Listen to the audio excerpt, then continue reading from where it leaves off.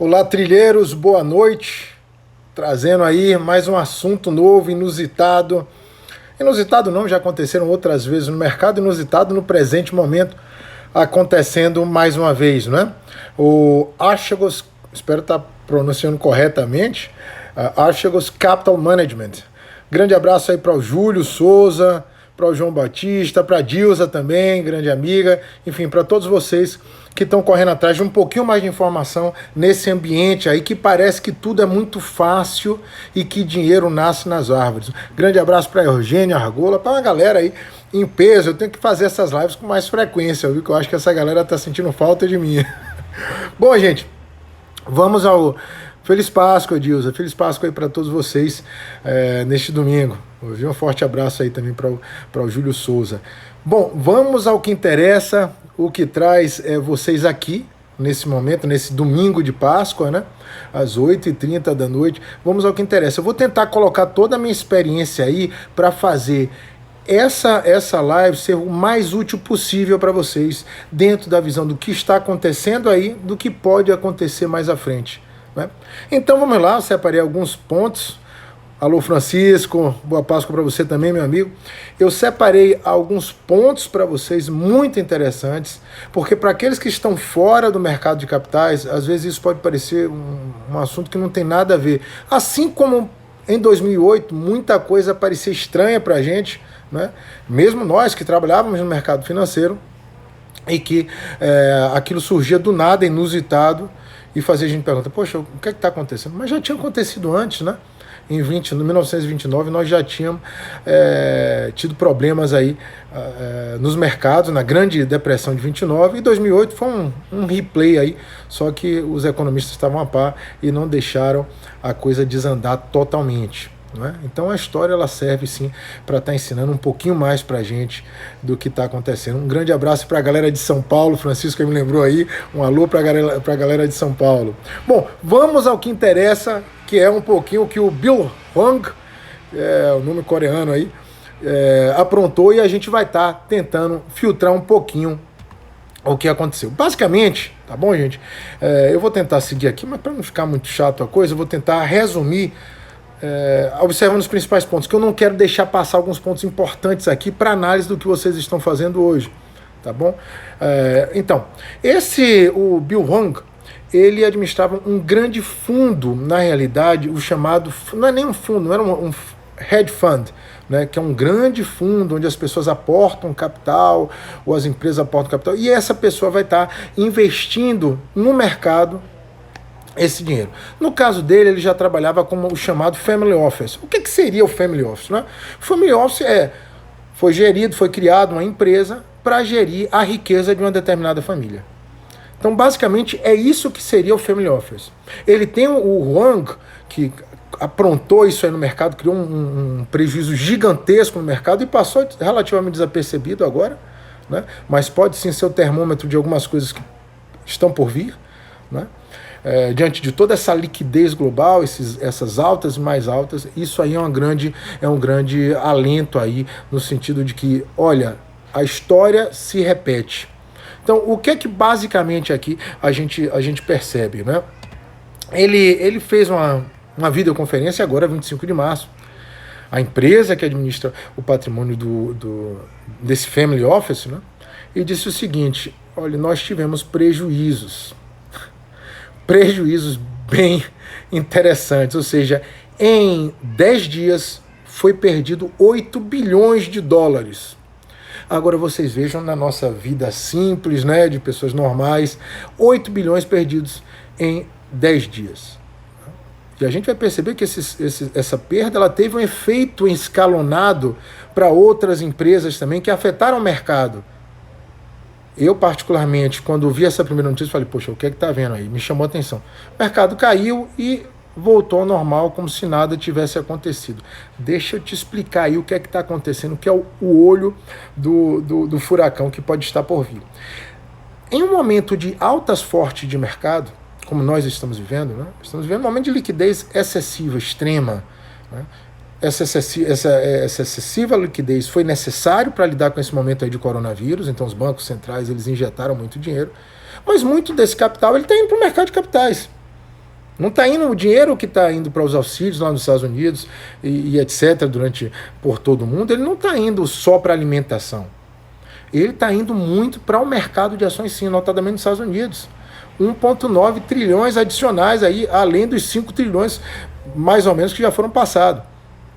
Então esse dinheiro ele se direciona para o mercado de ações e ele afeta toda essa lógica global, porque os mercados globais eles são muito interconectados. Então quando o mercado americano ele sobe, por liquidez que está sendo injetada na economia, isso se transforma de uma forma no planeta, né, nos menores mercados, como o Brasil, e nós acabamos indo relativamente a reboque. Claro que a gente tem nossas próprias realidades aqui no Brasil, o Bolsonaro sabe muito bem disso, né? Vocês sabem, conhecem o Bolsonaro e sabem o que eu estou falando, mas essa liquidez ela se transfere através de fundos de investimento lá fora para cá. Pois bem, então esse Family Office, que é o Archegos, espero estar falando correto aí, eles tiveram várias perdas.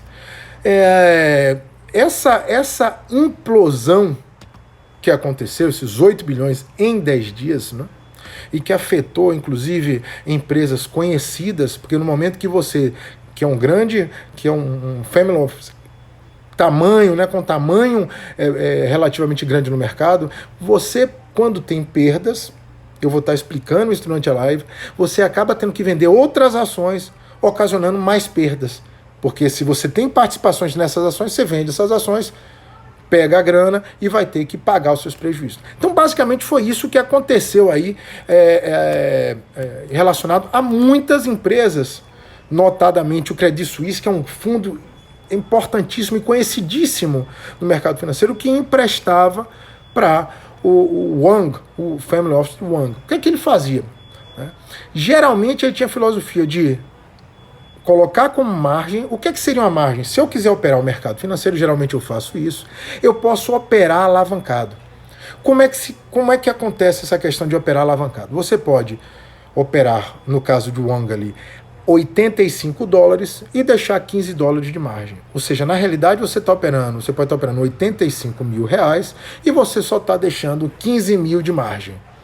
Veja o risco. Qualquer oscilação que coma a sua margem, eu comprei uma ação por 85 mil, o banco me emprestou, o Credit Suisse ou Nomura. Ele me emprestou esse dinheiro.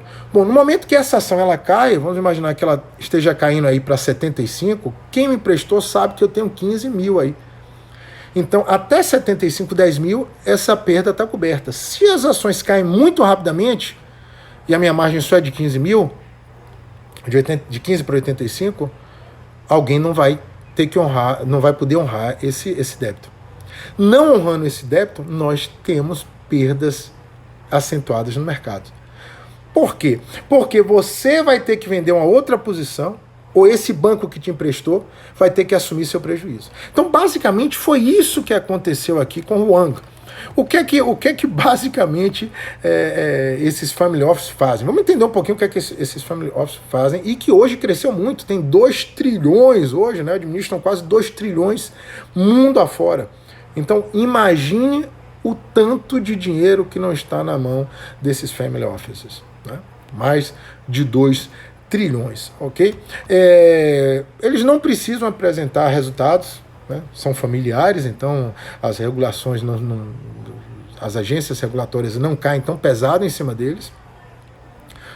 Se fosse um fundos hedge, um fundo que tem resultados que devem apresentar ao mercado, são para pessoas que possam, qualquer estranho possa colocar dinheiro nesse fundo. Imagina um fundo aí que você aporta dinheiro. Então esses fundos eles têm que apresentar resultado. E são regulados para isso. Já esses family não. Então existe um risco adicional ao mercado, porque tem muito dinheiro em circulação.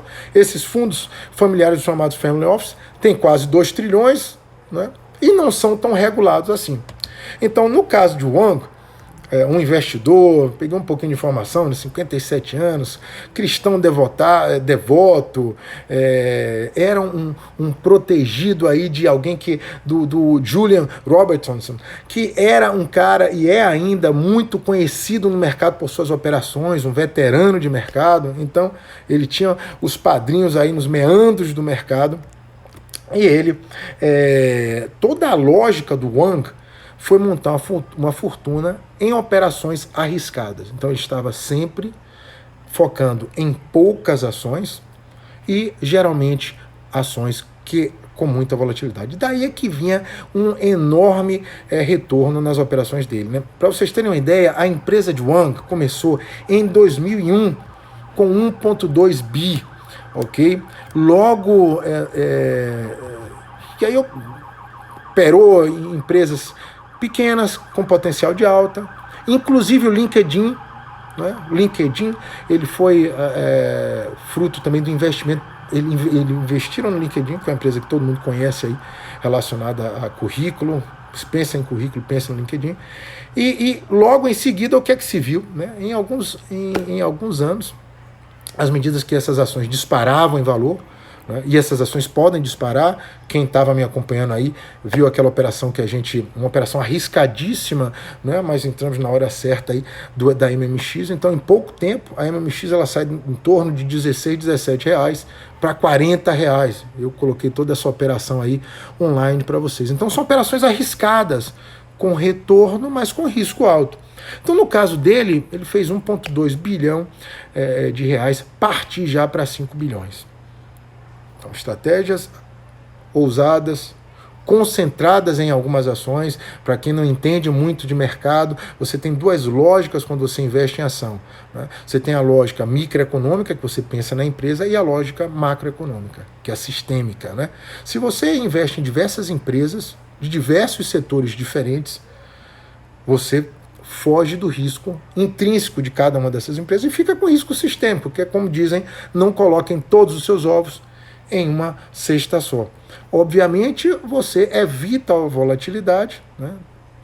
Não terá lucros extraordinários, mas você terá o lucro médio de mercado. Então, o Wang lá, o coreano, cristão devotado, né? Aprendiz aí do mega investidor Patterson, deixa eu ver se eu falei correto, Julian Robertson, né? Tipo um Jorge Soros da vida, guardando as devidas proporções. Ele continuou com essa estratégia e deu frutos, né? Pegava dinheiro emprestado de bancos. Isso é possível você fazer, inclusive na sua corretora aí. Boa noite aí para Evaristo, para todos os demais que estão chegando aí, observando o nosso trabalho.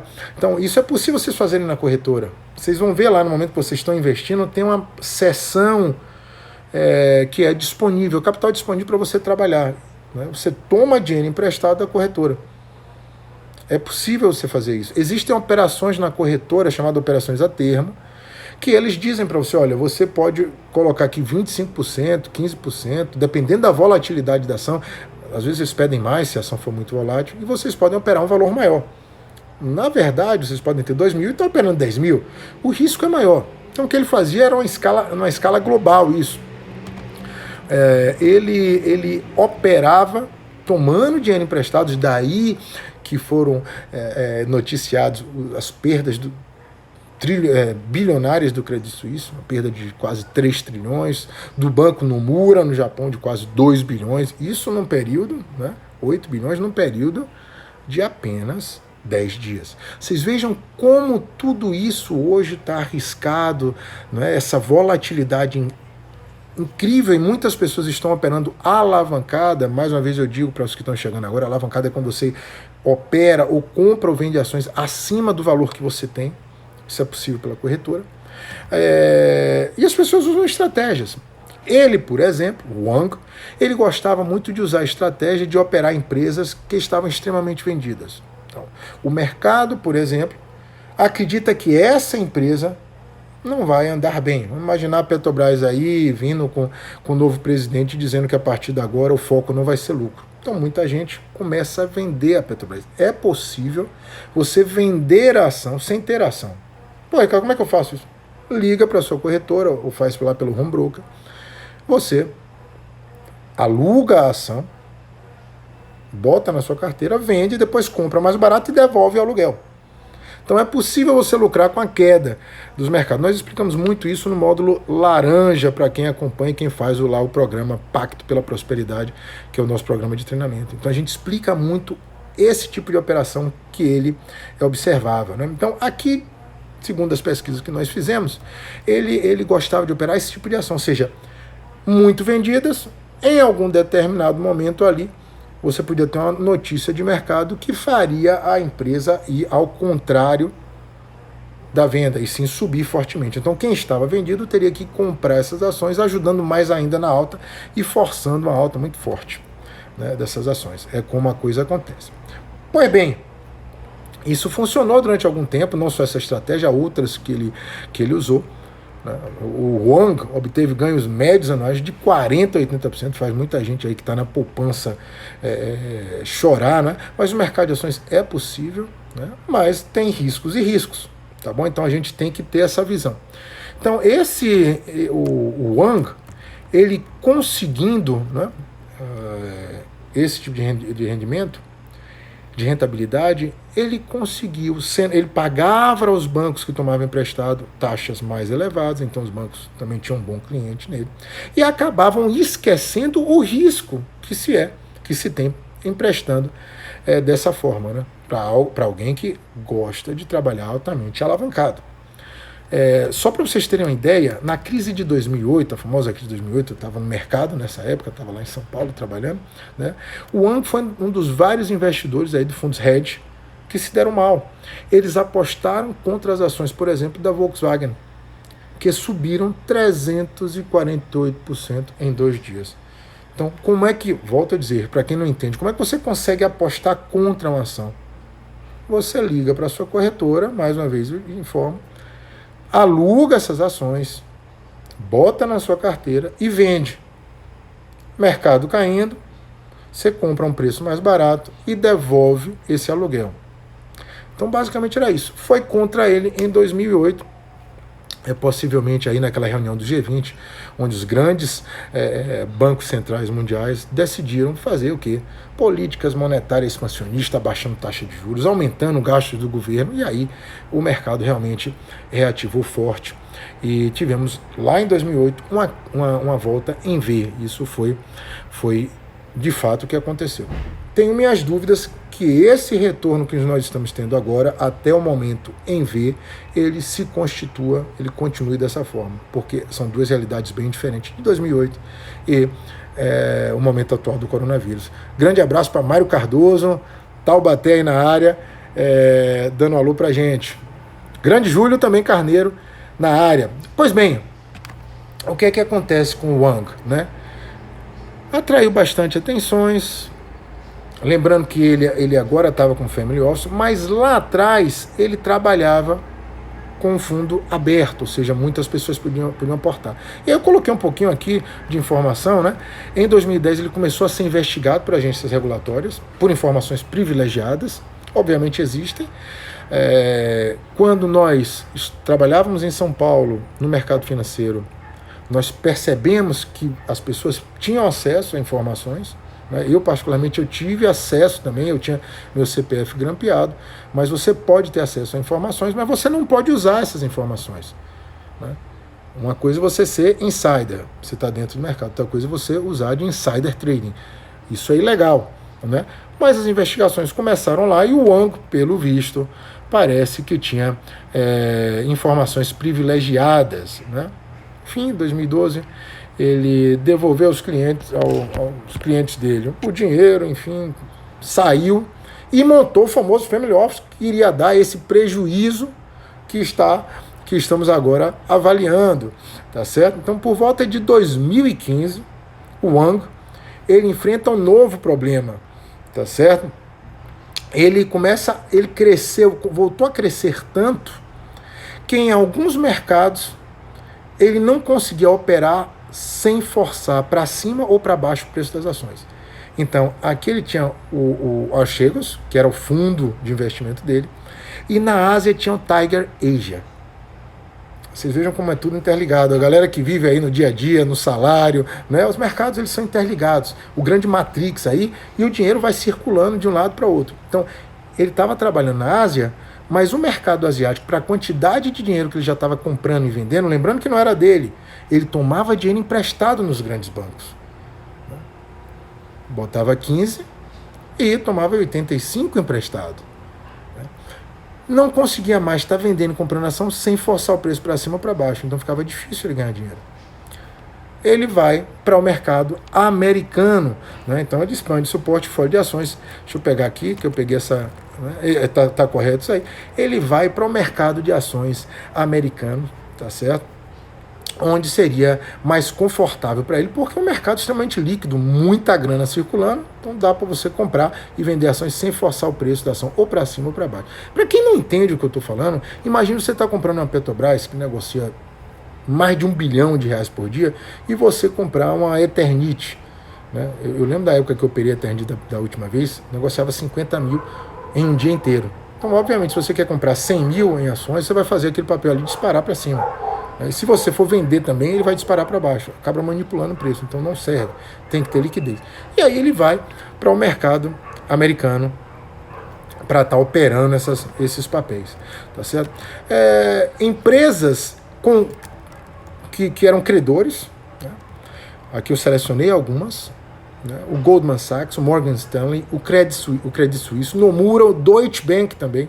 Toda essa galera estava emprestando. Veja como funciona o mercado financeiro, né? Tudo interligado, toda essa galera emprestando. Dentro dessa lógica, né? Oferecia 85 e o cara só tinha 15 de garantia. Qualquer oscilação maior, aquele dinheiro que ele tinha não seria suficiente para bancar essa oscilação.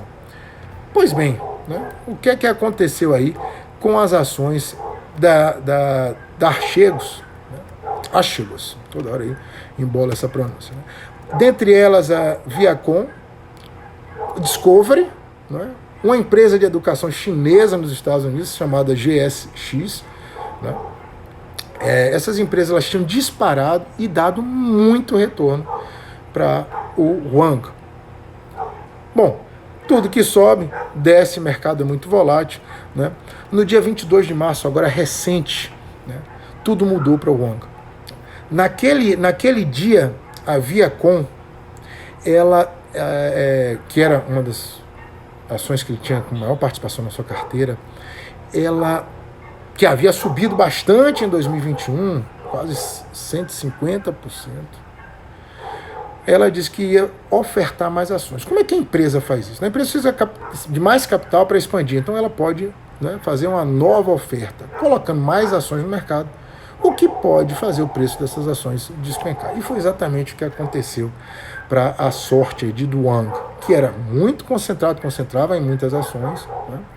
Estava extremamente alavancado, não era tão fácil ele sair assim pelo tamanho dele do mercado, não era fácil dar um stop loss. E a partir daí, desse anúncio, a Viacom ela cai mais de 25%. Isso me lembrou muito um filme que foi A Fraude. Eu recomendo que vocês assistam, tá certo? Com Nick Leeson, tem 2 filmes que é A Fraude, mas é com Nick Leeson, esse filme, onde ele fala da quebra do Barings no mercado asiático. Né? Então, às vezes, você está muito alavancado em um papel só. Então, cuidado para vocês que estão acostumados aí com esse retorno excessivo que tivemos nos últimos anos no mercado. Levaram um susto agora com o coronavírus, mas o mercado continuou subindo. E acredita-se que o mercado vai continuar sempre assim. O mercado oscila, ele foi muito esticado. Eu acredito, principalmente aqui no Brasil, nós vamos ter muita oscilação em 2021. Então é bom, só de uma questão política aqui no Brasil, que vocês tenham muita atenção. Mas voltando para o caso da Archegos, né, essa queda muito forte, ele posicionado aí, lembre-se que ele tomava dinheiro emprestado das corretoras, 85 e só botava 15.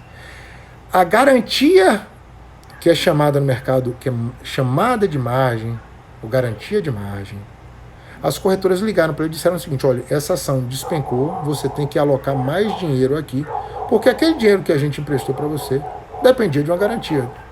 E não está mais valendo porque as ações caíram muito, você tem que colocar mais. Bom, no primeiro momento, beleza, ele conseguiu, ele vendeu outras ações em outros mercados e conseguiu trazer esse dinheiro para perpetuar a sua posição, né? Imagina você aí na crise de 2008, eu falo até de mim, eu vi um pouquinho parecido com isso aí, com as ações da Roça Residencial. Eu fiz uma transição forte quando o mercado empinou para baixo em 2008. Abri uma operação alavancada em Roça Residencial, mas ela ainda oscilou um pouquinho. Eu tive que me desfazer na época de 10% da minha posição, porque o valor da Roça ela caiu abaixo naquela época do que era o previsível, né, dentro da minha análise. Então, a minha corretora zerou, ou seja, vendeu 10% da minha posição lá em 2008. Ainda fiquei com 90%, que foi o que me ajudou a sair da crise e sair 3 vezes mais forte do que eu entrei em 2008. Mas uma parte ali foi a chamada de margem. Então, o que aconteceu com ele? Como ele estava extremamente alavancado, ele não teve como cobrir, vendeu outras ações, o que fez com que essas ações em outros mercados caíssem mais, e ele precisasse aportar mais recursos para garantir a posição dele. Enfim, não foi possível, né? Ele entrou em contato com os bancos, né? É importante a gente até explicar mais ou menos como é que foi feita essa negociação aí. Ele entrou em contato com os bancos e disse o seguinte: olha, eu tive um grande prejuízo, não vou ter como pagar. O miúdo não, né? Mas o pequeno, quando você... É aquela velha frase, né? Você tomou R$100 do banco emprestado, né? O problema é seu. Você tomou R$1 bilhão do banco emprestado, o problema é do banco. Então, no caso dele aí, ele tomou bilhões. Então, ele entra em contato com o banco, tenta fazer uma reunião, notadamente com o Credit Suisse e o Nomura, tiveram as maiores perdas, 3 bilhões em 10 dias, e o Nomura 2 bilhões, e tentam organizar uma situação para ir saindo aos poucos do mercado e esses 2 bancos ajudarem para ele não ter tanto prejuízo assim. Só que isso também iria contra ações antitrust, que não pode fazer acerto. E os outros bancos que não tiveram tanto prejuízo assim disseram o seguinte: olha, assim que as pessoas, nós tentarmos organizar alguma coisa aqui para montar uma saída arquitetada, todo o mercado vai saber e vai fazer um posicionamento contra nós, né? Foi um pouquinho do que aconteceu aí com o GameStop aí, que as pessoas se uniram e fizeram um short squeeze, né? O mercado vai contra você no momento que, vamos supor que o mercado soubesse que eles precisavam fazer uma ação subir. O mercado, sabendo disso, ia vender a ação e ia apostar contra eles, que eles não iam ter aquele poder. O que aconteceu, basicamente, é que os representantes do Morgan Stanley e do Goldman Sachs não aceitaram isso, dizendo que eu acabei de falar para vocês, que o mercado saberia antes e iria apostar contra. Bom, fim da história, perdeu-se em 10 dias mais de 8 bilhões, que afetou sim essa lógica de mercado. Em qualquer outro momento, eu tenho hoje 20 anos de experiência em mercado de ações, em qualquer outro momento, um prejuízo desse, se tivesse uma situação com menos liquidez, nós teríamos situações de mercado aí caindo fortemente. Não estamos caindo fortemente na nossa concepção, porque o Federal Reserve, né, os bancos centrais, eles têm atuado fortemente para passar o pior momento da pandemia e não deixar os mercados entrarem em polvorosa. A pergunta que se faz é o seguinte: esses excessos de liquidez vão dar onde?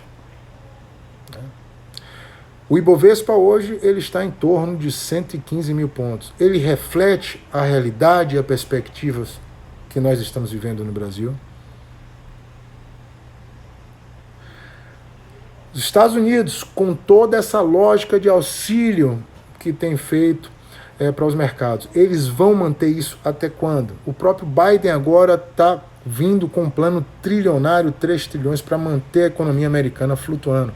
A pergunta é, toda essa injeção de cash não vai ter um preço? Obviamente que a gente já está percebendo através da inflação, no momento que os bancos centrais emitem muito capital, emitem muito dinheiro, o valor do dinheiro é perdido, né? Excesso de oferta, cai o preço, gera a inflação. A inflação chegando, quem for emprestar dinheiro para os Estados Unidos, ou aqui para o Brasil a gente já está percebendo isso, com o Banco Central aumentando as taxas de juros, né, vão exigir maiores retornos para o dinheiro emprestado. E essa taxa de juros zero nos Estados Unidos vai ser inviável de ser mantida. Na nossa concepção, a partir daí, então acompanhe essa volatilidade das taxas de juros dos Estados Unidos, porque em algum momento, com a inflação chegando, será pedido mais retorno. E com mais retorno, nós teremos um impacto na economia para empresas que estão altamente alavancadas ou endividadas e que não estão conseguindo vender tanto. A gente está vendo a nossa realidade aí, vários setores no Brasil passando por muitos apertos, né? Então nós teremos, essas são as nossas projeções, né? Claro que no mercado é muito difícil você projetar tendências, por isso que são poucas pessoas que fazem isso, né? Geralmente a gente vê muita gente analisando os gráficos, né? E colocando como se fosse uma verdade suprema. Eu também acreditei nisso lá atrás, há uns 20 anos, né? Mas levei uns fumos do mercado aí, umas porradas do mercado, percebi que a coisa envolve um pouco um grau maior de complexidade. Então todo esse raciocínio encadeado ele deve ser avaliado. As notícias que estão se desenvolvendo, acontecendo, vocês devem estar acompanhando, e olho vivo para essa questão do juro nos Estados Unidos. Porque existe hoje toda uma lógica de mercado baseada em baixas taxas de juros. Aqui no Brasil a gente já tem projeções de altas, aconteceu aí recentemente uma alta já da Selic, e nos Estados Unidos, em algum momento com a retomada da economia, as vacinas chegando e uma economia mais livre para estar acontecendo, né? Acredita-se que a vacinação em massa ela vai fazer o mercado andar, deve estar trazendo esse efeito mais inflacionário. Então, o que a gente tem para você é realmente prestar atenção, porque na nossa concepção outros problemas como áchegos, eles vão surgir em algum determinado momento, né?